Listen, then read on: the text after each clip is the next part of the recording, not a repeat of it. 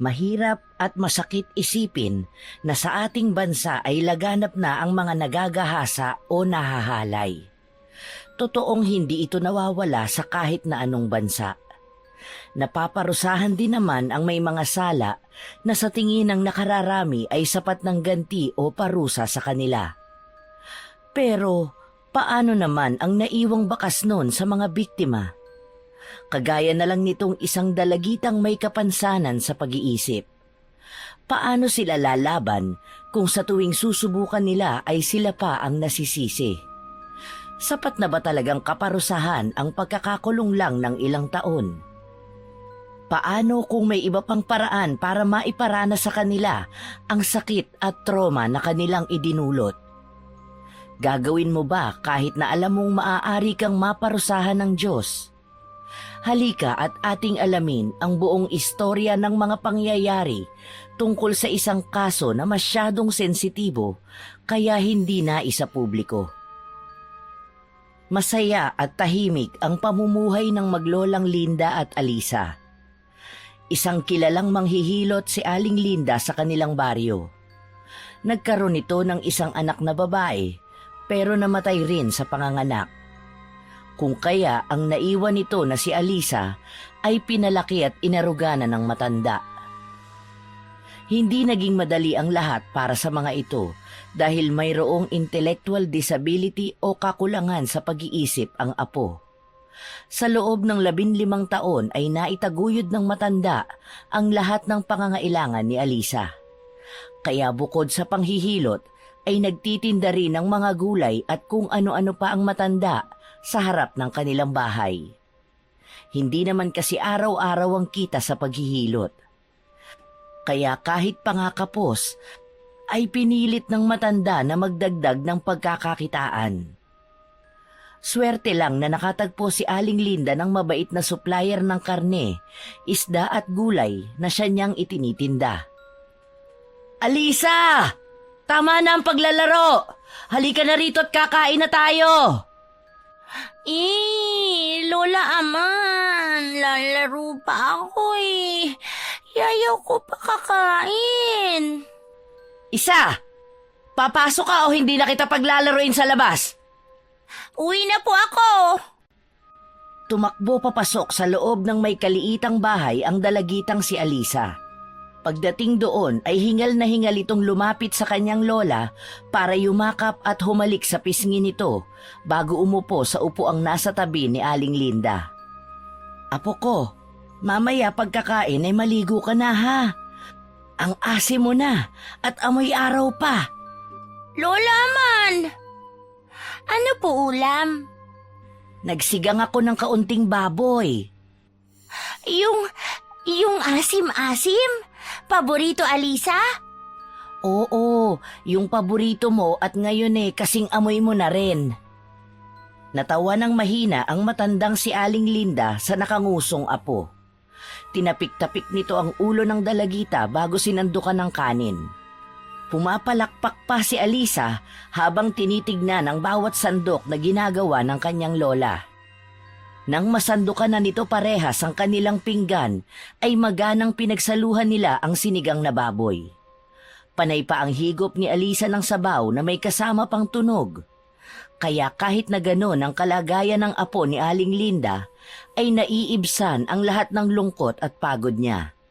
Nang matapos na silang kumain, ay naligo na si Alisa sa banyong nasa likod ng kanilang bahay. Kumakanta-kanta pa ang dalagita. Tuwang-tuwa pa itong nilalagyan ng tubig ang tabo at saka inilalagay sa ulo. Tayo na't maligo, maligo. Sabon, sabon, sabon. Sa kamay at paa. Ligo, ligo, maligo na. Dalian mo na riyan at patutulugin pa kita bago ako maglabas ng banana Q at turon. Tulon? Gusto Alisa tulon! Yay! Tulon, tulon! Lola, tapos na Alisa! O edi lumabas ka na riyan. Opo! Hintay mo ako, tulon! Kakain na Alisa, tulon! Patalon-talon pa ang dalagitang si Alisa pagkalabas niya ng banyo. Nang marating nito ang kusina ay naabutan niya na inaayos na sa bilao ng kanyang lola ang mga nailuto nitong banana Q at turon. Akmang kukuha ron si Alisa nang biglang tapikin ng mahina ni Aling Linda ang kamay ng apo. Alay ko! Sakit kamay, Alisa! Mamaya ka nakakain ng turon kapag natulog ka ng tanghali. Pero gusto na ngayon, Alisa, kain. Lola, ginapo. Huwag matigas ang ulo. Matulog ka na muna. Padabog na naglakad si Alisa papasok ng silid nila ng kanyang lola. Humiga ito sa kama at nakangusong ipinikit ang mga mata. Hindi na namalayan ng dalagita na nakatulog na pala siya. Kaya nang bago lumabas ang kanyang lola ay sumilip muna ito kay Alisa.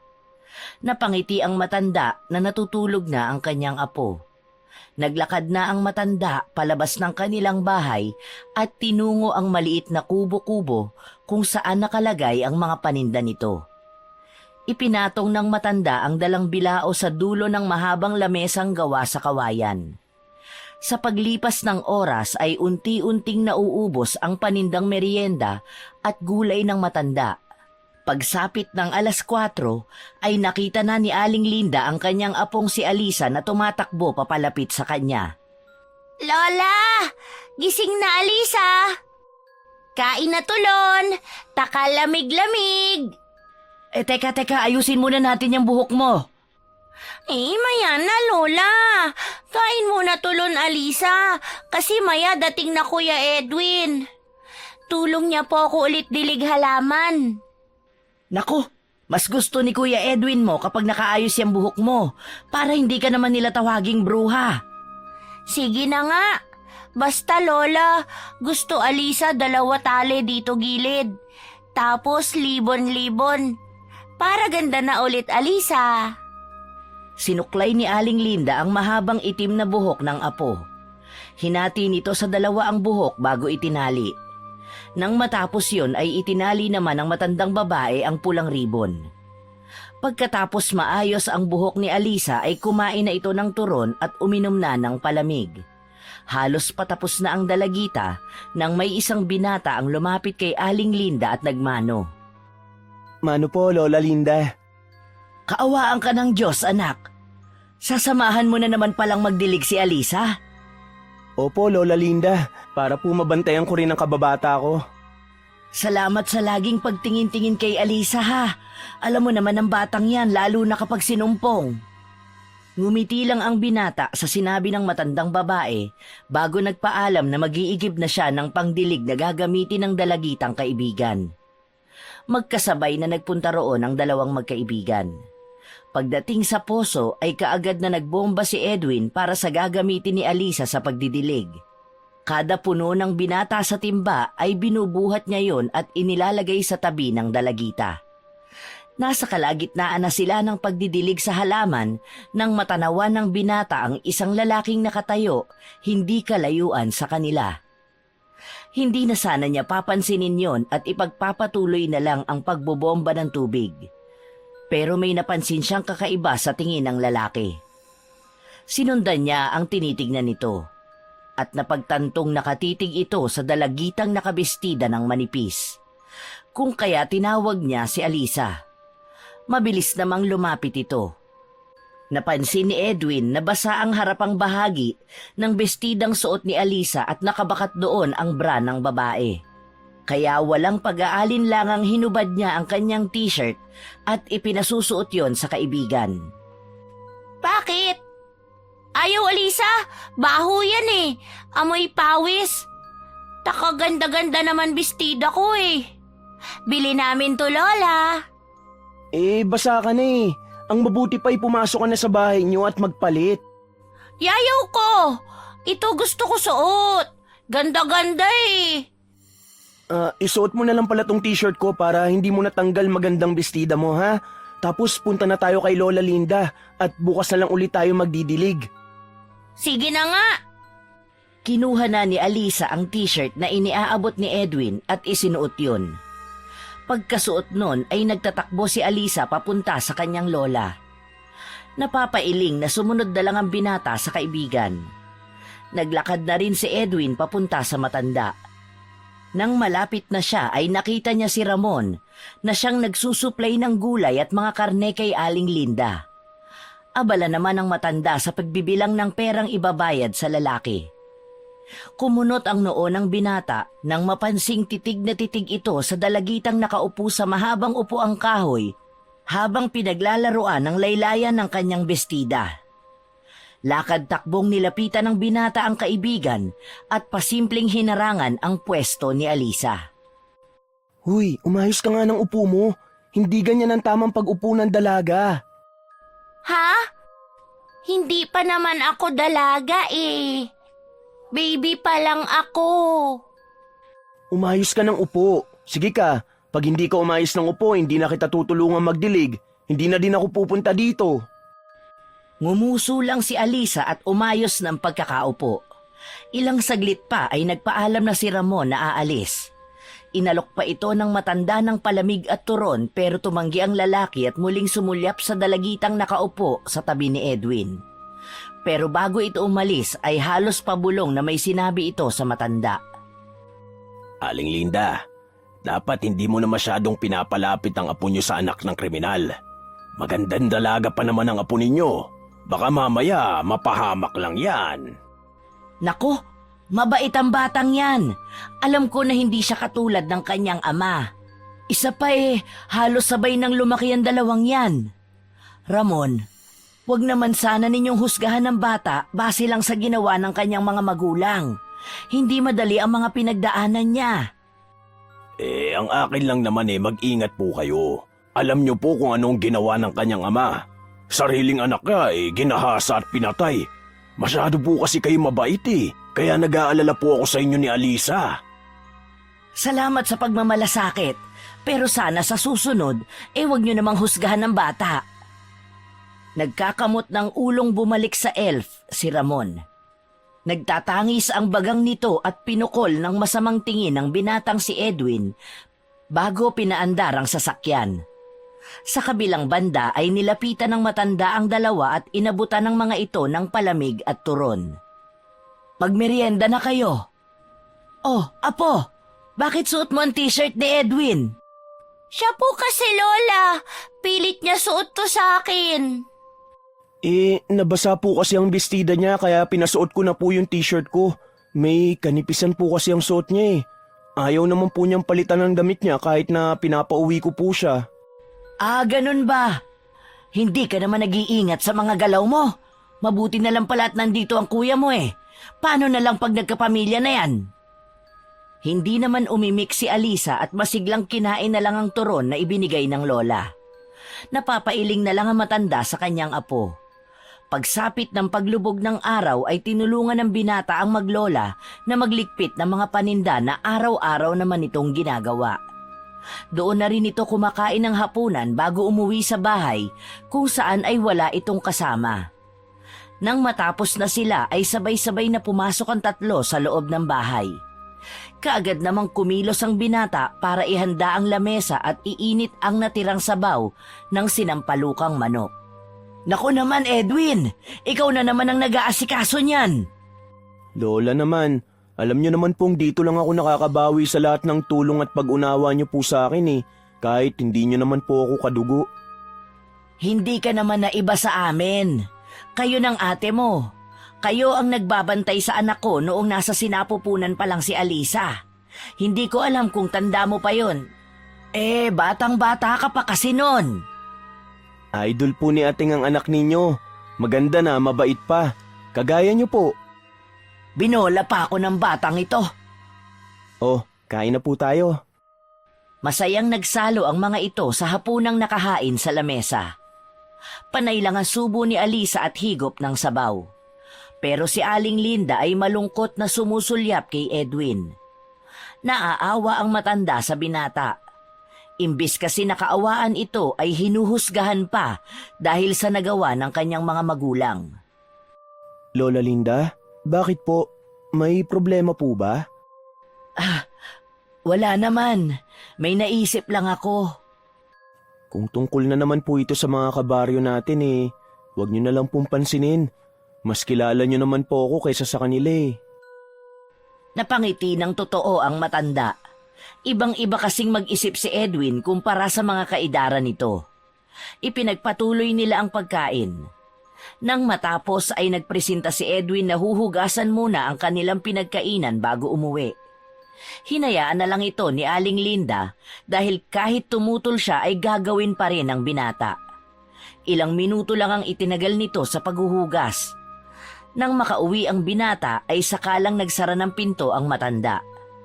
Lingid sa kanyang kaalaman ay may 2 pares ng mga mata ang nagmamatsyag sa kanila. Nasa likod ito ng punong malapit sa kanilang bahay at nakatapat sa bintana ng silid ng maglola. Ngumisi ito bago naglakad palayo sa pinagtataguan. Kinabukasan ay normal na araw lang para sa maglola. Pagsapit ng 3:00 ay may lumapit sa maglolang nagtitinda. Isa ito sa kanilang kababaryo. Humingi ito ng tulong kay Aling Linda dahil sumasakit na raw ang tiyan ng anak nito kahit 5 buwan pa lang ang ipinagbubuntis. May pag-aalinlangan man ang matanda ay mas nangibabaw ang mabait at matulungin nitong puso. May takot man na iwang mag-isa ang apo ay tiwala naman siyang hindi ito mapapahamak. Isa pa ay ilang minuto na lang ay darating na rin ang binatang si Edwin. Nasa dulo rin kasi ang bahay nito at may kalayuan. Kaya kailangan nilang magmadali para mahilot pa ni Aling Linda ang anak nito. Para maiwasan na rin ang paglabas ng bata na wala pa sa tamang buwan. Patakbong nagpunta ang matanda sa loob ng kanilang bahay at kinuha ang mga gamit bago bumalik. Alisa, aalis sandali si Lola ha. Hintayin mo rito si Edwin. Pagdating niya, ubusin niyo lang ang palamig at lumpiang gulay. Tapos magsara na rin kayo at hintayin niyo na lang ako sa loob ng bahay. Opo. Bait Alisa, tinda-tinda lumpia. Hintay Kuya Edwin. Sige, ibibili na lang din kita kay Aling Cora. Bye-bye po, Lola. Bye-bye. Ngumiti lang si Aling Linda bago umalis kasama ang humihingi ng tulong. Naiwan naman si Alisa na kumakanta-kanta pa. Humihinto lang ito kapag may bibili. Karamihan ng bumibili sa kanya ay mga bata at mga lalaki. Ilang minuto pa ang lumipas ay biglang dumating ang isang pulis. Alarsa, mukhang mag-isa ka ngayon ah. Opo, alis Lola kasi may punta rito kanina babae. Hingi tulong kasi wawa raw anak niya. Yung alalay mo. Kuya Edwin? Hindi ko alalay Kuya Edwin. Friend ko siya, friend. Bait-bait pa. Lagi ako tulong Kuya Edwin. Ito na lang ang paninda mo? Bilhin ko na lahat para maubos na. Talaga po, Manong Pulis? Ang galing-galing Alisa, ubos na paninda. Yehey! Pag-abot ng bayad ni Arman ay tatalikuran na sana ito ni Alisa para ipasok ang bilaong wala ng laman, pero pinigilan ito ng lalaki. Nagalok ito na siya na lang ang magbibitbit ng bilao basta samahan siya ni Alisa sa loob para maituro nito ang paglalagyan ng bilao. Ano ba yan? Tanda-tanda mo na, hindi mo pa alam. Oo nga eh, kaya samahan mo na ako. Di ba, Pulis ikaw? Dapat, runong ka na. Sige na nga, Manong Pulis. Naunang lumakad si Alisa papunta sa kanilang bahay. Kasunod nito ang may malaking ngisi na pulis. Pagdating sa loob ay itinuturo ng dalagita rito kung saan ilalagay ang bilao. Pero hindi yon ang ginawa ng lalaki. Bigla nitong isinara ang pinto at inilak yon. Dahil inosente si Alisa, ay hindi niya alam ang dahilan nito at kung anuman ang masamang binabalak nito. Bakit mo pasara pinto? Baka may kuha paninda ko. May bad kasi labas kaya sinara ko. Baka makapasok eh. Pulis ikaw, kaya huli mo siya, di ba? Oo, huli ko siya. Pero dapat tago muna tayo para hindi niya tayo kita. Saka huwag kang maingay para hindi niya tayo kita. Itinaas ng inosenteng si Alisa ang kanyang hintuturo papunta sa kanyang labi bilang senyas na huwag silang maingay. Kinuha namang pagkakataon yun ni Arman para igiya ang dalagita sa silid na naroroon. Pagkapasok nila ay itinulak nito si Alisa sa papag. Dumaing naman si Alisa dahil sa pagtama ng kanyang katawan sa higaang gawa sa kawayan. Alay ko! Bakit mo po ako tulak? Bad po yun! Hindi sumagot si Arman. Bagkus ay para itong hayok na bigla na lang sinunggaban ng dalagita. Nabigla si Alisa at nagpumiglas na ikinainis naman ng lalaki. Manahimik ka. Magugustuhan mo din tong gagawin natin. Kaya huwag ka nang pumalag. Yayaw! Yayaw ko! Bigat-bigat mo! Alis! Sa inis ng lalaki ay hinawakan nito ang magkabilang pisngi ng dalagita at idiniin ang mga daliri niya. Yun naman ang naging dahilan ng mas lalong pagpipiglas ni Alisa. Sinamahan niya pa ng malakas na pag-iyak. Sa pagkataranta ay sinikmuraan nito si Alisa dahilan ng pamimilipit nito. Kinuhang pagkakataon yun ni Arman para hablutin ang manipis na telang nakatakip sa maselang bahagi ng dalagita. Nang mapunit yun ay parang asong ulol na naglalaway ang lalaking pulis sa kanyang nakikita. Habang si Alisa naman ay sinubukan pang sipain ng lalaki, pero dahil sa nanghihina ay hindi man lang ito natinag. Wala ka nang magagawa. Magiging akin ka. Ito ang tatandaan mo. Sa oras na isuplong mo ko ay sisiguraduhin kung papatayin ko ang Lola Linda mo at si Edwin. Naiintindihan mo ba? Wag po! Bad po kayo! Bad po kayo! Awa po kayo, Alisa! Wawa, Alisa!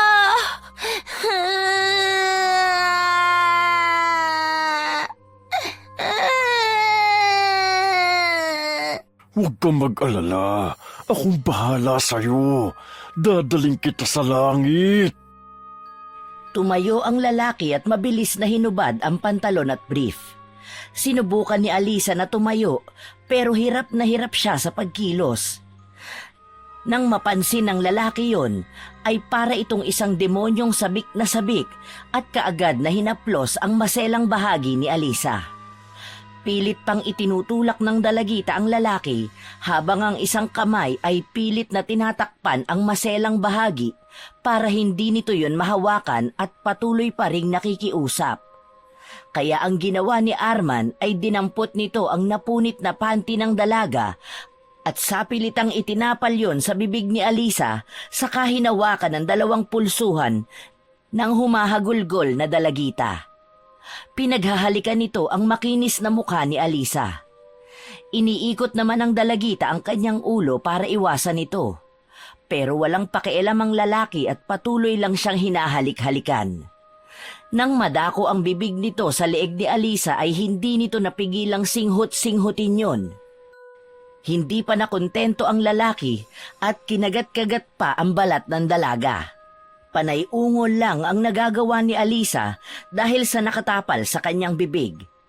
Pero nanlaki na lang ang luhaang mata ng dalagita nang may kung anong tumusok sa kanyang maselang bahagi. Nanginig sa sakit ang dalagita. Hindi nito malaman kung saan ipapaling ang ulo dahil sa sakit na parang may napupunit doon. Pero talagang demonyo si Arman. Dahil imbis na ihinto nito ang ginagawa sa babae, ay pabigla pa nitong ipinasok ang kanyang sandata sa loob ni Alisa.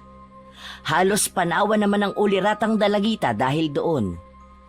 Sarap na sarap sa paglabas-masok ng sandata nito si Arman, habang si Alisa naman ay naghahalo na ang luha at sipon. Ilang ulit pang ginawa yun ng lalaking pulis sa dalagitang lupaypay na. Nang mapalingon nito sa may gawin ng bintana, nakita nito si Ramon na nakatayo sa labas. Namutla ang pulis dahil may nakasaksi sa kanyang ginawa. Bigla itong napatayo at pumunta sa may bintana.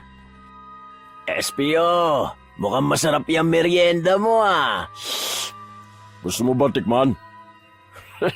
Tatanggihan ba kita? Alam mo namang matagal ko nang pinagnanasaan yan eh. Nagtawanan ng dalawang lalaki sa kanilang nagiging pag-uusap. Dahil doon ay napabalikwas si Alisa at nabalik sa wisyo. Masakit man ang maselang bahagi ng kanyang katawan, ay sinubukang gumapang pababa ng dalagita.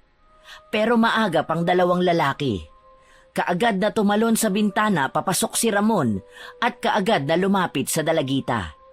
Dahil sa natanggal na ang busal sa bibig ni Alisa ay sumigaw ito. Nagulat si Ramon kung kaya sinampal nito ang dalagita at iniikot padapa ito. Dahan-dahan lang. Baka masira ang makinis na kutis niyan. Pasensya na, SPO. Hindi ako nakapagpigil eh. O sige na. Alis na ako at baka mapansin ng kasama kong nawawala na naman ako. Ikaw nang bahala dito ha. Linisin mo yan bago ka umalis. Huwag kang mag-alala, SPO. Ako nang bahala dito. Ngumisi lang ang lalaking pulis bago tumalon palabas ng bintana. Habang ang naiwang si Ramon naman ay nagmamadaling ibinaba ang salawal at walang pag-iingat na ipinasok ang naghuhumindig na alaga sa perlas ng dalagita. Napahiyaw na naman si Alisa at nagpupumilit itong tumihaya para makalaban. Pero ang demonyong lalaki ay diniinan lang ang kanyang ulo kaya panay ngawa lang ang nagawa ng dalagita. Nang matapos ang lalaki ay kaagad itong nagbihis bago muling sinuutan ng damit ang hubad na dalagitang nakatulalang lumuluha. Inayos pa ni Ramon ang buhok nitong nagulo at saka hinalikan ng dalagita sa kanyang labi bago tumalon paalis doon. Habang sa labas naman, kung nasaan ang mga paninda ng maglola ay dumating si Edwin. Nagtataka pa ang binata kung bakit walang bantay doon. Luminga-linga ang binata. Nang makita ang isa sa kapitbahay nila ay kaagad nitong tinanong kung nakita ba nito si Alisa. Tumango naman ang kausap ni Edwin at sinabing nakita nitong pumasok si Alisa sa loob ng bahay nila. Nagpasalamat lang ang binata at patakbong pumunta roon. Hindi maintindihan ng binata kung bakit, pero may kakaibang kaba sa kanyang dibdib. Alisa! Alisa, nasan ka? Alisa! Bubuksan na sana ni Edwin ang pinto pero napagtanto niyang nakalak yun. Ang kabang nararamdaman nito ay dumoble. Napatakbo papunta sa may gilid si Edwin kung saan ay naroon ang bintana sa silid nila Aling Linda. Nang malapit na siya sa may bintana ay parang huminto ang kanyang mundo. Kitang-kita niya ang paglabas mula roon ni Ramon. Susubukan pa sana niyang habulin ng lalaki pero sa sulok ng mata niya ay nakita niya ang kaibigang nakatulalang umiiyak. Ibinagsak ng binata ang bag at mabilis na sumampa papasok sa bintana para puntahan ang kaibigan. Alisa! Anong ginawa niya sa'yo? Hindi umiimik si Alisa. Kahit ang tumingin sa binata ay hindi nito magawa. Nang mapansin ni Edwin ang bakas ng dugo sa sapin ng higaan, ay nagkaroon na siya ng ideya kung ano ang nangyari. Napaluhod ang binata. Para itong binagsakan ng langit at lupa. Galit na sumigaw si Edwin. Hayop ka, Ramon! Hayop ka! Bakit si Alisa? Bakit? Doon naman parang natauhan si Alisa at dahan-dahang lumapit sa binatang nakaluhod. Masakit man ang katawan ay nagawa pa ring makalapit ng dalagita at saka yumakap sa likod ni Edwin at saka humagulgol. Ilang sandali pa ay bigla na lang bumagsak si Alisa. Nawalan ito ng malay. Nataranta ang binatang si Edwin. Dali-dali niyang binuhat ang dalagita at tumakbo palabas ng bahay habang sumisigaw para humingi ng tulong. Tulong! Tulungan niyo ako! Tulong! Kaagad namang nakakuha ng atensyon yon ng kanilang mga kapitbahay. Nagtakbuhan ang mga ito palapit sa binatang may daladala kay Alisa. Ang lahat ay nataranta habang ang isang matandang lalaki naman ay mabilis na kinuha ang tricycle nito para maisakay ang dalagitang walang malay at si Edwin. Isa sa mga naroon ay si Aling Cora. Nagsabi ito kay Edwin na siya na ang bahalang maghintay sa pagbalik ni Aling Linda. Tumangulang ang binata. Ang mahalaga sa kanya ay maisugod si Alisa sa ospital. Pagsakay sa tricycle ay nagulat si Edwin nang mapansing maraming dugo ang umaagos mula sa maselang bahagi ng dalagita. Mang Kanor, pakibilisan po! Dinudugo po si Alisa! Sinunod naman yon ng matanda. Dahil may kalayuan ng ospital ay panayandasal ng binata. Paglipas ng mahigit kalahating oras ay narating din nila ang ospital. Kaagad na sinalubong naman sila ng mga naroon. Pagpasok sa loob ay may isang lumapit na may tulak-tulak na hospital bed. Ipinalagay sa binata ang buhat nitong dalaga sa higaan at kaagad namang inasikaso ng mga nurse at doktor. Habang sa baryo naman nila ay magdidilim na nang makauwi si Aling Linda. Kaagad na binalita rito ni Aling Cora ang nangyari. Nataranta naman ang matanda at kaagad na kumausap ng aarkilahing masasakyan papunta sa ospital. Pero walang kahit isa ang pumayag. Takot ang mga itong bumiyahe palabas ng baryo paggabi na. May lugar kasi sa kanila na ginagawang tapunan ng patay at napapabalita pang maraming kinukuha ang daan na yon. Pero wala namang pagpipilian ng mga ito kundi daanan yon dahil yun lang ang daan palabas at papasok sa kanila. Nawawalan na ng pag-asa ang matandang manghihilot nang biglang napadaan ng mabagal na elf ng mga pulis. Hinabol niya yon na kaagad namang napansin ng nagmamaneho. Huminto ito at sinilip si Aling Linda. Oh, Aling Linda, bakit po? Sir, tulungan mo ko. Isinugod raw sa ospital ang aking apo. Ganun po ba, Aling Linda? Sakay na po kayo at ihahatid ko kayo sa ospital. Naku, salamat naman. Hulog ka ng langit. Mabilis namang sumakay si Aling Linda sa passenger seat ng elf. Habang nasa daan ay hindi mapakali si Aling Linda. Tanging ang apong si Alisa ang buhay niya. Dito na umiikot ang kanyang mundo. Kaya wala siyang ibang ginawa kundi ang sisihin ng sarili. Nang marating nila ang ospital ay nagpresenta si Arman na sasamahan ng matandang manghihilot. Labis-labis naman ang pasasalamat dito ni Aling Linda. Pagdating sa may nurse station ay nagtanong sila kung anong kwarto nakalagay si Alisa. Tinanong ang matanda kung kaano-ano siya ng pasyente. Nang sinabi ni Aling Linda na siya ang guardian at lola ng dalagita, ay pinapapunta sila sa isang Doktora Rodriguez. Nagbigay na rin ng direksyon nito kung saan nila makikita ang doktora. Hindi naman yun kalayuan kaya kaagad nilang nakita. Nang makapasok sila sa opisina nito ay pinaupo sila ng doktora at masinsinang kinausap si Aling Linda. Marami itong sinasabi pero iisa lang ang naiintindihan ng matanda. Ano? Narape ang apo ko? Paano? Sino naman ang walang pusong gagawa nun sa pobre kong apo? Tahan na po, Aling Linda. Huwag po kayong mag-alala at tutulong ako sa pagtugi sa gumawa nun sa apo mo. Pangako po yan. Marami pong salamat, SPO De Leon. Arman na lang pong itawag niyo sa akin. Hindi naman po tayo iba eh. Magkababaryo naman po tayo. Tumangutangulang si Aling Linda. Matapos yun ay nag-usap ang tatlo tungkol sa nakita ng doktora kay Alisa. May posibilidad itong magkaroon ng selective memory loss dala ng trauma sa dinanas nito. At ayon sa doktor, ito raw ang worst case scenario. Pero ang sabi pa ng doktora, ipagdasal na lang nila na sana ay hindi ganon ang mangyari kay Alisa para makapagsalita ito at maituro ang may gawa nun sa dalagita.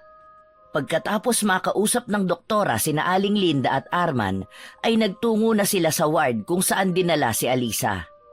Dinatnan nilang natutulog si Alisa sa hospital bed habang si Edwin naman ay nakayukyok sa gilid nito. Suot pa ng binata ang uniformeng may bahid ng dugo. Naiiyak na nilapitan ni Aling Linda ang mga ito. Nanatili namang nakadistansya si Arman. Paglapit ni Aling Linda ay tinapik nito ang balikat ni Edwin. Nagising naman ang binata at kaagad itong tumayo para yumakap naman kaagad sa matanda. Nag-iyakan ang dalawa pero pinatatag ni Aling Linda ang kanyang loob para sa apo. Habang si Edwin naman ay panay ang hingi ng tawad sa matandang tumanggap sa kanya. Patawad po, Lola Linda. Hindi ko natupad ang pangako kung poprotektahan ko si Alisa. Kung mas maaga lang po sana ako umuwi, baka hindi nangyari to sa kanya. Patawad po! Ano ba namang sinasabi mong bata ka? Wala kang kasalanan. Walang may gusto sa nangyari, kaya huwag mong sisihin ang iyong sarili. Kilala ko po kung sino may gawa nito sa kanya. Kitang-kita kong hayop na yun na lumabas sa bintana ng kwarto po ninyo. Sino? Sabihin mo sa akin kung sinong may gawa. Si Ramon ho! Si Ramon ang gumawa nito kay Alisa! Sa lakas ng boses ni Edwin ay narinig yon ni Arman. Kaya lumapit ito at nakinig sa pinag-uusapan ng dalawa. Nakahinga ng maluwag si Arman pagkatapos marinig ang mga sinabi ni Edwin na tanging si Ramon lang ang nakita nito. Edwin, maaari ba kitang isama sa presinto para makapag-file tayo ng kaso sa lalaking yon? Opo, SPO. Para po kay Alisa, lahat gagawin ko. Mag-iingat kayo. Lalaban tayo, kaya wag mo nang sisihin ang sarili mo. Ngumiti si Edwin kay Aling Linda at muling yumakap dito. Bago umalis ay pumunta pa ito sa gilid ni Alisa at nagsabing babalik din ito kahit pa nga batid nitong hindi siya naririnig ng dalaga. Pagkatapos nun ay sumama na ang binata kay Arman sa police station. Ang naiwan namang matanda ay lumapit sa kanyang apong mahimbing pa rin ang tulog. Oras pa ang lumipas bago nagkamalay muli si Alisa. Bigla na lang itong nagsisigaw. Pilit naman itong pinapakalma ni Aling Linda. Apo! Apo ko! Si Lola Linda mo ito! Dok! Dok! May isang nurse namang lumapit sa maglola. May kinuha itong hiringgilya na may likido at itinurok yon sa IV na nakakabit sa dalagita. Unti-unti ay kumalma na si Alisa. Lola Linda, sakit-sakit. Away-away nila ako. Oo, Apo. Alam ni Lola. Huwag ka nang mag-alala at sisiguraduhin nating mananagot ang nanakit sa'yo. Kuya Edwin! Saan Kuya Edwin? Nasa presinto na siya, Apo. Ipakukulong natin ang gumawa sa'yo nito. Presinto? Dami pulis doon? Tumango si Aling Linda. Kumunot ang noo ng matanda nang bigla siyang tinalikuran ng apo. Hinayaan na lang muna nito si Alisa. Batid ng matanda na hindi madali ang pinagdadaanan nito. Lumipas ang araw at wala pa ring ipinagbabago si Alisa. Madalang itong magsalita at tumamlay na rin. Humina na rin kumain. Ibang-iba na ito sa Alisa na masigla at laging masaya. Simula nang makalabas ito sa ospital ay lagi na lang itong nasa sala at nakatanaw sa malayo. Nahuli na rin si Ramon. Hindi na sila umabot pa sa korte dahil umamin ng lalaki sa ginawa nito sa dalagita. Tuwang-tuwa pa nga ito habang kinukwento kung paano niya hinalay si Alisa. Nagpupuyos man sa galit ang puso ni Aling Linda ay nakahinga na rin siya ng maluwag dahil nanagot na ang may sala. Hindi man madali ay nagpatuloy pa rin sila sa kanilang buhay. May nagbago man sa buhay nila ay nais pa rin ng matanda na bumalik sa normal ang apo na biktima ng panghahalay. Isang araw habang nagtitinda si Aling Linda kasama si Edwin ay bigla na lang dumating si Arman. Bumili lang ito at tinanong kung pwede ba nitong madalaw ang dalagita. Aba, oo naman! SPO, maraming salamat talaga sa pagtulong mo sa amin ha. Kung hindi mo siguro kami tinulungan hindi mahuhuli ka agad ang demonyong si Ramon. Si Aling Linda naman, trabaho ko po yun. Isa pa po hindi naman po kayo iba sa akin. SPO, tara na po. Samahan ko na po kayo sa loob. Kahit ako na lang. Samahan mo na lang si Aling Linda magtinda. Walang lingon-likod na basta na lang naglakad papunta sa bahay ng maglola ang pulis. Hindi na nahintay nito ang sagot ni Edwin. Pagpasok sa loob ng bahay ng maglola ay nakita kaagad ng lalaki ang hinahanap. Nakaupo lang ito sa sofa na gawa sa kawayan. Nakataas pa ang paa nito at yakap-yakap pa nito ang magkadikit na tuhod habang nakatulala. Nilapitan niya ito pero may distansya. Kumusta ka na, Alisa? Biglang nanlaki ang dalawang mata ng dalagita. Dahan-dahan itong pinihit ang ulo papunta sa direksyon na pinanggagalingan ng boses. Nang makita si Arman ay mabilis na sumiksik si Alisa sa pinakadulo ng sofa. Nanginginig ito sa takot. Napangisi naman si Arman sa nasasaksihan. Namiss mo ba ako? Kasi ako miss na kita eh. Huwag ikaw lapit! Bad ka eh! Monster ka! Ipapaalala ko lang sa'yo, sa oras na magsalita ka tungkol sa ginawa ko sa'yo, papatayin ko ang lola mo at si Edwin. Isa pa, alam ko namang nasarapan ka naman sa ginawa ko sa'yo eh. Hindi nakasagot si Alisa. Nanginginig lang itong nakasiksik sa pinakadulo ng sofa habang lumuluha. Mahinang tumawa si Arman at sumisinghot-singhot pa palapit sa kanya. Pero hindi ito tuluyang lumapit sa natatakot na dalagita. Napakabang mo talaga. Hanggang dito'y naamoy ko pa rin ang nakakahalina mong amoy. Parang gusto ko ulit mahaplos ang malambot at makinis mong balat. Kaya kung gusto mo ulit makarating sa langit, tawagin mo lang ako. Lingid sa kaalaman ni Arman, ay narinig ni Edwin ang lahat ng sinabi nito sa dalagita. Napakuyom ng kamao ang binata. Gusto mang saktan ni Edwin ang walang hiyang pulis ay nagpigil siya. Ang plano niya ay hahanap siya ng ebidensyang maaaring magturo sa hayop na pulis. Aalis na sana sa kanyang kinatatayuan si Edwin nang masagi niya ang isang timba na malapit sa bungad ng pinto. Naging alerto naman ang pulis at lumayo sa dalagita. Anak ng putya! Sino yan? Humugot ng malalim na buntong hininga si Edwin. Lakas loob itong naglakad papasok at nagkunwaring kararating lang. Ay, SPO, nagulat po ba kayo? Pasensya na po, hindi ko napansin ang timba. Nasagi ko. Kanina ka pa ba dyan? Kararating ko lang po. Pinapatawag po kayo ng mga kasama niyo po. May radyo daw po sa inyo. Ganun ba? Sige pala. Mauna na ako ha. Dadalaw na lang ulit ako sa ibang araw. Mukhang hanggang ngayon apektado pa rin si Alisa sa nangyari sa kanya. Kung papayag lang si Aling Linda nais ko sanang tumulong sa pagpapagamot kay Alisa. Kailangan niya na ng psychiatrist.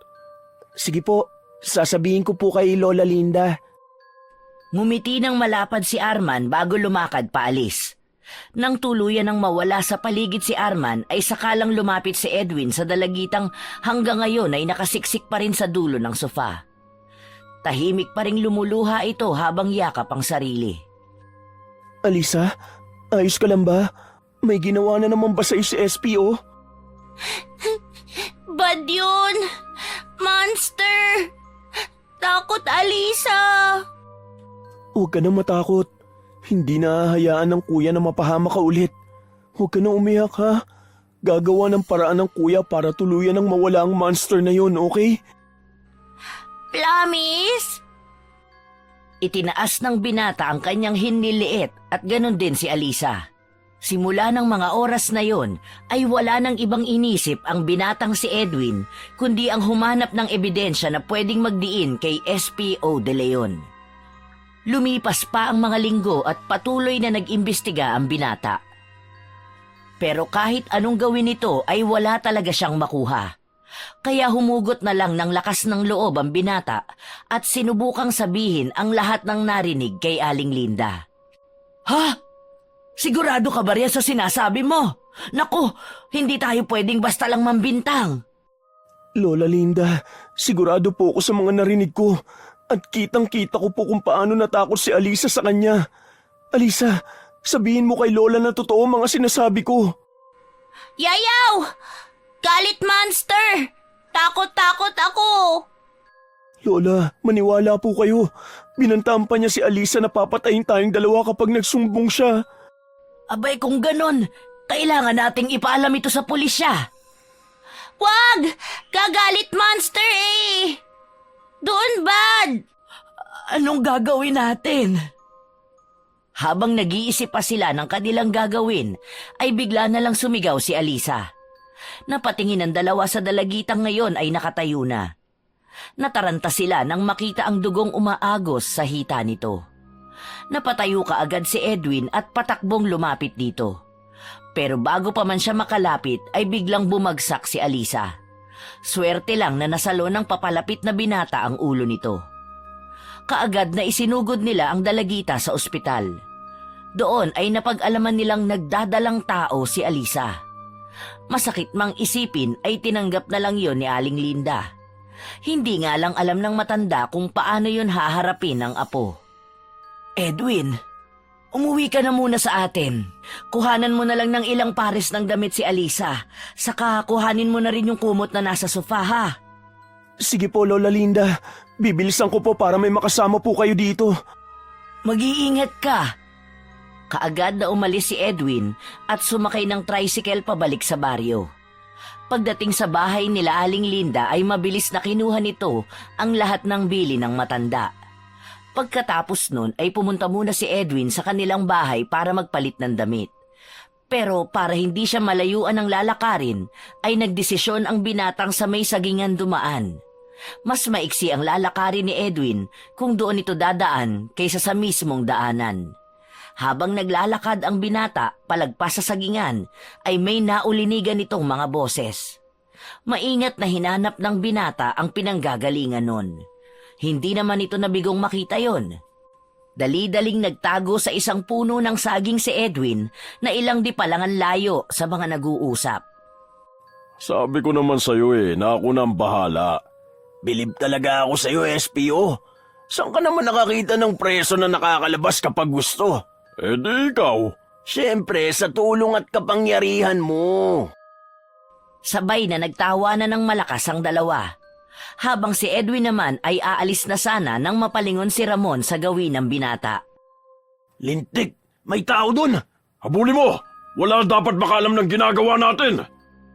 Nang makita ni Edwin ang paghakbang ni Ramon ay mabilis na tumakbo ang binata. Walang direksyon ang kanyang paa. Ang tanging alam lang niya ay kailangan niyang matakasan ang mga demonyong humahabol sa kanya. Ilang minuto na rin silang naghahabulan nang matanawan ng binata ang bahay nila. Tumakbo siya kaagad doon, pero hindi pa man siya nakakalapit sa bahay, ay pinaulanan na ni Arman ng bala ang binata. Swerte namang walang tumamang bala rito. Kung kaya ipinagpatuloy niya ang kanyang pagtakbo hanggang sa makapasok na siya sa loob ng bahay. Dali-daling naghanap ng papel at bolpen ng binata. Batid nitong kapag hindi siya nakatakas ay paniguradong katapusan na niya. Nang makita ang bolpen at papel ay kaagad na nagsulat ang binata tungkol sa narinig nitong usapan nila Ramon at Arman. Kahit pa nga nanginginig ang mga kamay nito. Inilagay pa ng binata sa dulo ng sulat na kung makita na ni Aling Linda ang sulat ay paniguradong patay na siya. Itinupiyo ng maliit ni Edwin at inilagay sa bulsa ng damit ni Alisa. Lalabas na sana ng bahay na yon ang binata nang marinig niya ang malakas na sigaw ni Arman. Bata, kung ako sa'yo ay magtatago na ako sa palda ng nanay ko. Dahil oras na makita kita, sisiguraduhin kong tatama na ang sunod na balang pakakawalan ko. Ha! Wala namang nanay yan eh. Paano makakapagtago sa palda ng nanay niya? Alam mo ang mabuti mong gawin. Umikot ka sa likod para wala ng kawalayan. Sinunod naman yon ng lalaki. Habang ang binatang hinahanap nila ay naguguluhan na sa loob ng bahay. Hindi na nito malaman ang gagawin. Kung mamamatay din naman ako, mabuti pang lumaban na lang. Habang ang mga walang kamalay-malay sa ospital na sina Alisa at Aling Linda ay patuloy pa ring naghihintay sa pagbabalik ni Edwin. Lumipas pa ang oras at nakadama na si Aling Linda ng kakaibang kaba. Nasaan ka na bang bata ka? Lola, wala pa rin pa ba Kuya Edwin? Takot na Alisa kasi baka punta monster dito. Hindi pa apo pero nandito na rin yun maya-maya. Huwag ka na ring matakot kasi narito naman ang lola Pero, Lucky Monster, lakas pa. Nag-aalala man ang matanda ay wala naman itong magawa dahil kahit gusto nitong sundan ng binata ay wala namang maiiwan kay Alisa. Lumalim na ang gabi pero wala pa ring Edwin na bumabalik. Hindi na rin namalaya ng matanda na nakatulog na pala siya. Kinabukasan ay naalimpungatan si Aling Linda nang may kumalabit sa kanya. Nang idilat niya ang kanyang mga mata ay nakita niya si Cora. Malungkot ang mukha nitong nakatitig sa matanda. Mabuti naman at napadalaw ka. Maupo ka muna, Cora.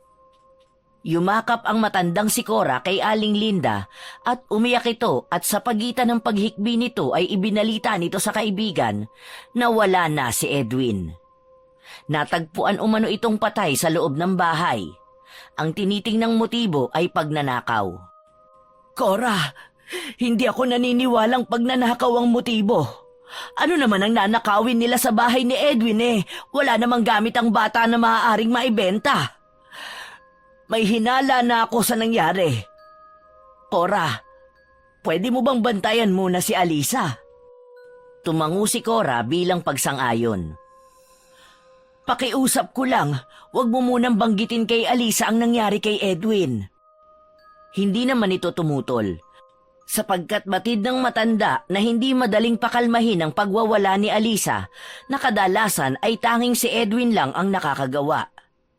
Lumakad na palabas ng ospital si Aling Linda at tinungo ang baryo kung saan sila nakatira. Pagkatapos ng ilang minutong biyahe, ay narating na ng matanda ang kanilang baryo. Pero imbes na dumiretso ito sa kanilang bahay, ay nagpunta ito sa bahay ni Edwin. Wala na ang mga pulis doon, pero may dilaw na harang na ang buong bahay. Luminga-linga muna si Aling Linda bago tumalilis papasok sa bahay ni Edwin. Pagpasok niya ay nakita niya kaagad ang bakas ng dugo sa sahig. Hindi na yon masyadong pinagtuunan ng pansin ng matanda.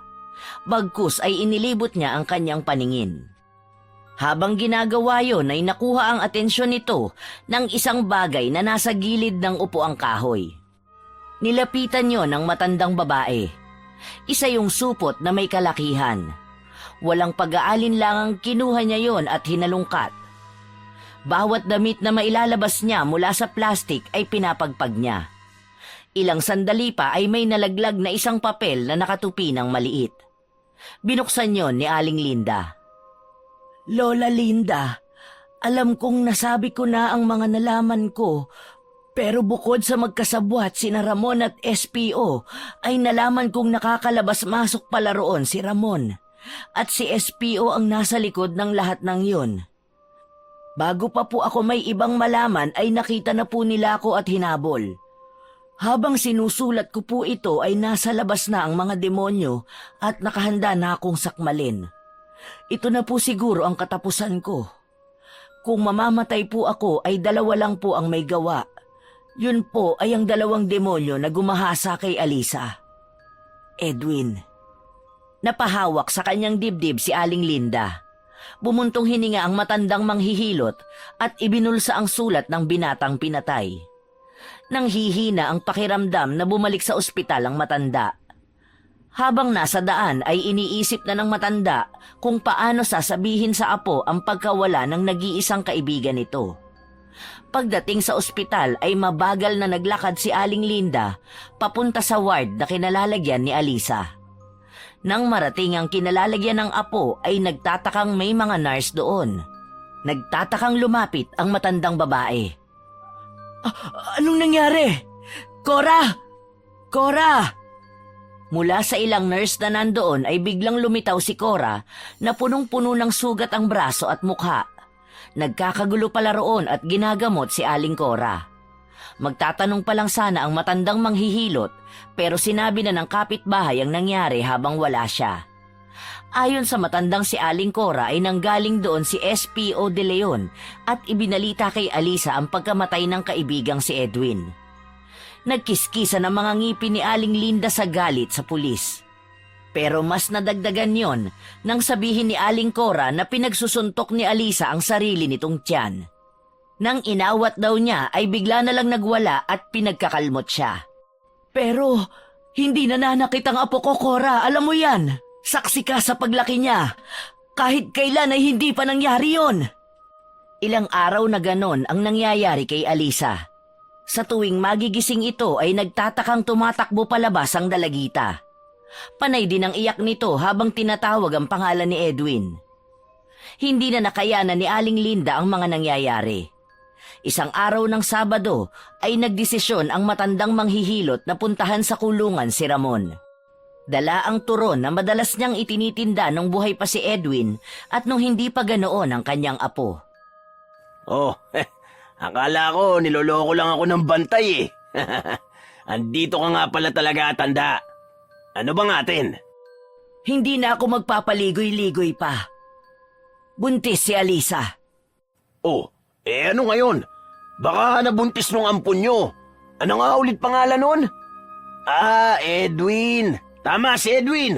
Ang anak ng kapwa ko kriminal. Napatayo si Aling Linda at malakas na sinampal ang lalaki. Pero imbis na dumaing sa sakit ay tumawa pa ito ng malakas. Tila ba nang aasar pa? Pabatong inihagis ni Aling Linda sa mukha nito ang dalang turon na nakalagay sa plastik na lalagyan bago tumalikod at umalis. Habang ang naiwang lalaki naman ay panay ang mura at kinuha ang baunan. Binuksan niyo ng lalaki sa kakinain ng turon ng may gigil. Lingid sa kanyang kaalaman ay pain lang yon ng matanda sa kanya. Nang makalabas na si Aling Linda sa BJMP, ay humalakhak ito ng malakas. Kasabay nun ang pag-ihip ng malakas na hanging sinamahan pa ng pagkulog. Napahinto naman ang nasa paligid ng matanda. Ang lahat ay nagtataka sapagkat mataas at tirik na tirik ang araw pero malamig ang hanging sinabayan ng pagkulog. Nang sumapit ang gabi ay tanging liwanag lang na nanggagaling sa mga kandila ang makikita sa loob ng bahay ni Aling Linda. Nakadapa ito habang bumibigkas na mga salitang ito lang ang nakakaintindi. Ilang saglit pa ay umupo habang nakapikit ito at itinaas ang dalawang kamay. Nagpatuloy ang matandang manghihilot sa pagbigkas ng dasal na tila nakakaapekto sa klima ng gabing yon. Malakas na ulan, kulog at mabababang kidlat ang maririnig at makikita sa buong baryo nila. At habang lumalalim ang gabi ay mas lalong nagagalit ang langit at patuloy ito sa paghagupit ng mabababang kidlat. Ilang oras ding inabot ang ginagawa ni Aling Linda bago ito tumayo at lumapit sa isang baul na nasa ibabaw ng lamisita sa sala. Binuksan niyo ng matanda at naghalungkat. Isang boteng may laman. Ang laman nun ay patay na pulang ahas na nakababad sa isang kakaibang likido. Tinanggal ng matanda ang takip ng bote at saka sinugatan ng daliri at pinatulo yun sa isang papel na may nakasulat. Pagkatapos ng 3 patak ay nirolyo ng matanda ang papel at hinipan ito bago ilaglag sa boteng may patay na pulang ahas. Mabilis na sinara ni Aling Linda ang takip nun. Kumuha ito ng isang malambot na sanga ng halamang gumagapang. Para ito sa ginawa mo sa aking mga apo. Pahihirapan kita ng paunti-unti. Sisiguraduhin kong hihilingin mong mamatay na lang dahil sa sakit na mararamdaman mo. Isinusumpa ko. Ako ang magiging bangungot mo. At bahala na sa iba pang mangyayari sa'yo ang aking alagang si Pula. Matapos isagawa ni Aling Linda ang kanyang maitim na paghihiganti, ay maingat na ibinalik nito ang bote sa loob ng baul at tinakpan niyo ng itim na tela. Nang matapos ay tinungo na ng matanda ang kwarto nila ng kanyang apo. Nadatnan niya roon si Alisa na nakatanaw ng malayo sa bintana. Tulala pa rin ito habang lumuluha. Nilapitan ni Aling Linda ang apo. Apo, matulog ka na. Kailan balik Kuya Edwin? Miss na siya ni Alisa. Sabi niya balik siya eh. Protektahan daw niya ako, monster. Pero iwan niya ako. Alam ko, mahirap tanggapin, apo. Pero kailangan din nating palayain ang Kuya Edwin mo. Huwag kang mag-alala. Si Lola na ang bahala sa mga taong kumuha sa'yo kay kuya mo. Guro, yung monster, kuha Kuya Edwin. Baka kuha ka rin niya akin. Yayaw! Yayaw ko iwan mag-isa. Lola, takot monster. Baka balik siya tapos kau naman kuha niya. Yayaw, Alisa! Hindi mangyayari yon. Malakas si Lola. Hindi ko sila hahayaang kuhanin ako sa'yo. Pangako yan, apo. Kaya halika na, matulog na tayo. Lumapit naman ang dalagita sa kanyang lola. Yumakap ito ng mahigpit at humalik sa pisngi ng matanda. Hinalika naman ni Aling Linda sa tuktok ng kanyang ulo si Alisa. Nang kumalas sa pagkakayakap ang dalagita, ay humiga na ito at pumikit ng mariin. Isang ngising nakakatakot naman ang gumuhit sa labi ni Aling Linda habang nakatingin sa bintanang bukas. Hindi na yon isinara ng matanda kahit pa nga napakalakas ng ulan at hangin. Sinadya niya yon para malayang makagalaw ang kanyang pinakawalang dasal. Nang humiga si Aling Linda ay kaagad itong nakatulog ng may ngiti sa labi, sapagkat napagod ito sa ginawang pambabarang kay Ramon. Kinabukasan, inihabilin muna ni Aling Linda kay Aling Cora si Alisa. Nagpunta ang matanda sa bahay ni Arman. May daladala pa ang matanda na isang lalagyang may laman ng kalderetang pato. Kumatok ang matandang manghihilot. Tao po! SPO de Leon! Tao po! Bumukas ang pinto ng bahay ni SPO de Leon. Ngumiti ng malaki si Aling Linda at saka bumati sa may edad na babaeng ina ni Arman. Ngumiti at bumati rin ito pabalik. Inalok ng ina ni Arman na pumasok si Aling Linda. Nagpunta lang ako rito para magpasalamat kay SPO de Leon. Ipinagluto ko siya ng kalderetang pato. Hindi ba, paborito niya ito? Labis ang galak ng ginang. Nagpasalamat ito kay Aling Linda at nagpaalam sandali para ibaba sa kusina ang dala ng matanda. Tatawagin din daw nito ang anak para personal na makapagpasalamat si Aling Linda. Ngumiti lang ang matanda. Ilang saglit pa ay dumating na ang lalaking pulis na hindi nakauniporme. Oh, Aling Linda, napadalaw po kayo. Gusto ko lang magpasalamat sa pagtulong mo sa amin ng aking apo. Ipinagdala nga pala kita ng kalderetang pato. Ako mismo ang nagluto niyan at sinigurado kong espesyal. Aba, kalderetang may gata po? Naku, paborito ko yun! Nasa kalagitnaan sila ng pag-uusap nang dumating ang ina ni Arman na may dalang tray na naglalaman ng juice at 2 platito na may kalderetang pato. Mas lalong lumaki ang ngiti sa labi ng matanda nang mabilis na kinuha ni Arman ang platito at kumuha ng karne ng pato at kinain. Ang sarap naman po, Aling Linda. Mukhang kailangan magdagdag ng sinaing ni Mami ah. Kumain ka lang ng kumain. Dinala ko talaga yan para sa'yo. Yun nga ang ginawa ni Arman. Lumipas pa ang mahigit kumulang kalahating oras ay nagpaalam na rin si Aling Linda. Pag alis kila Arman ay muling pinuntahan ng matanda ang hayop na si Ramon. Nasa loob na ng BJMP noon si Aling Linda at malaki ang ngiti nito sa labi habang hinihintay ang pagdating ni Ramon. Hindi naman na siya naghintay ng matagal. Ilang sandali lang ay dumating na ang hinihintay, kasama ng isang bantay papalapit kay Aling Linda. Mas lumaki ang ngiti ng matanda nang makita ang itsura nito. Nanlalalim ang mga mata, bumagsak ang katawan at lumolobo ang tiyan. Ang laki yata ng ipinagbago mo. Hayop kang matanda ka! Anong meron sa turong dinala mo dito? Masarap ba ang turon? Nararamdaman mo na ba? Demonyo ka! Alam kong ikaw may gawa nito! Noon pa man may naririnig na akong isa kang mangkukulam! Sana inisip mo yan bago mo kinanti ang apo ko. Hindi ka pa nakontento at kinitil ninyo ang buhay ng inosenteng bata. Kung tutusin, kulang pa yan sa idinulot nyo sa aking mga apo. Kulang pa yan sa kahayupan mo. Sisiguraduhin kong pagsisisihan mo ang pagkalaban sa akin. Ah! Pagkagaling doon ay masigla pang umuwi si Aling Linda sa kanilang bahay. Inabot na rin siya ng hapon kaya binigyan na lang niya ng kaunting halaga si Aling Cora para sa pagbabantay nito kay Alisa. Nang maiwan na ang maglola ay kaagad na inasikaso ng matanda ang buntis na apo. Kumusta ang araw mo, apo? Galing po Kuya Edwin dito. Sabi niya, malapit na raw po tapos lahat. Pero alis din siya agad. Sabi nga Alisa, wag na siya alis kasi lungkot ako. Pero alis siya.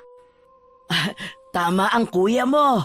Malapit mo nang makamit ang hustisyang nararapat. Matatahimik na rin ang kaluluwa ng Kuya Edwin mo. Tatalon-talon naman si Alisa sa tuwa. Nang sumapit ang gabing tahimik, ay binulabog na lang ang magkakapitbahay ng isang malakas na sigaw. Bilang maliit na komunidad, ay mabilis na naglabasan ang magkakapitbahay. Nakita nila ang isang dalagang tumatakbo papalayo sa isang lalaking punong-puno ng kulugo. Sinalubong naman yon ng mga kalalakihan. Ano bang problema ninyo? Kriminal ang hinahabol ko. Isa siyang bayarang babae. Anak ng... Hindi niyo yata kilala ang binabangga ninyo. Baka gusto niyong ipapatay ko kayong lahat. Lihim na napangiti si Aling Linda. Sa itsura ngayon ni Arman, mapagkakamala nitong may ketong. Pero mas natuwa ang matandang manghihilot nang atakihin ng mga kalalakihan sa kanila ang pobreng pulis. Sinusundan ng tingin ni Aling Linda ang nagtatakbong si Arman habang hinahabol ng mga galit na tao. May mga kalalakihan pang may hawak na taga. Ang isa pa nga sa mga yon, iwinasiwas kay Arman ang armas. Ilang di pa man ang layo ay batid ng matanda na nadaplisan ng lalaki. Base na rin sa paraan ng pagkakahawak nito sa kanyang braso. Tumalikod ang matanda habang bumubuka ang bibig. May ibinubulong ito sa hangin na animoy sila lang ang nagkakarinigan. Lumapit muli sa baul si Aling Linda at kinuha naman doon ang isang bote na naglalaman ng maraming langgam na hantik. Binulungan nito ang bote bago hinipan at pagkatapos ay ibinalik sa baul. Ilang sandali pa, isang malakas na sigaw na parang nasasaktan ang umaalingaw-ngaw sa paligid. Masayang-masaya naman si Aling Linda sa nangyayari. Nang mapansin ni Alisa yon, ay lumapit ito sa kanyang lola at inaya na itong matulog. Lola, tulog na tayo. Antok Alisa na. Halika na, apo. Mukhang mahimbing ang magiging tulog ko. Matapos ang gabing yon, ay napag-alaman ng mga taga-baryo na si Arman pala ang lalaking hinabol ng mga ito. Naswertihan lang na nakatakas ang lalaki sa mga humahabol. Magkaganon pa man, ay hindi na ito nakabalik sa serbisyo at nagtago na. Kahit ang pamilya nito ay hindi alam kung saan ito nagpunta. Ilang buwan pa ang lumipas ay napabalitang isang preso ang namatay sa loob ng kulungan dahil daw sa aswang. Natagpuan daw ang katawan ni Ramon na tuyot na tuyot. Nakanganga pa raw ito at dilat ang mga mata. Para raw itong naubusan ng dugo dahil sa halos butot balat na ang lalaki. Labis ang pagdiriwang ng matanda sa nangyari. Bagamat nakapagtago si Arman, ay batid ng manghihilot na hindi rin ito mabubuhay. Sinigurado niya yon. Lalo na at kahit buhay pa ang dating pulis, ay puno na ng langgam na hantik ang bawat himaymay ng laman nito. Unti-unti na ring nababalik sa dati ang dalagitang si Alisa. Kaya kahit na kinasusuklaman noon ni Aling Linda ang lahi niya, ay masasabi naman itong may kasiyahang naidudulot pa rin ang karunungang itim. Lola, dali po. Sulat-sulat po ako mga pangalan. Pag babae ang baby ko, siya si Veronica. Tapos, tatawagin natin siyang Nick-Nix. Pag lalaki naman, gusto ko Alwin. Tapos, tawag ko siya Win-Win. Ikaw ang masusunod sa magiging pangalan ng baby mo. Basta lagi mong iingatan ang tiyan mo, ha? Sa kasalukuyan ay tahimik nang namumuhay ang mag-inang sina Alisa at Win-Win. Bago pa man magpahinga ng tuluyan si Aling Linda, ay naturuan na nito ang dating dalagita na ngayon ay isa ng ina. Sa kadahilan ng pag-aahari nila Aling Linda ang lupang kinatitirikan ng pwesto nito at bahay ay nanatili na lang doon ang mag-ina. Si Alisa na rin ang nagpatuloy sa nasimulang negosyo ng kanyang lola. At wala nang iba pang makapagpapasaya rito kundi ang alagaan at mahalin si Winwin.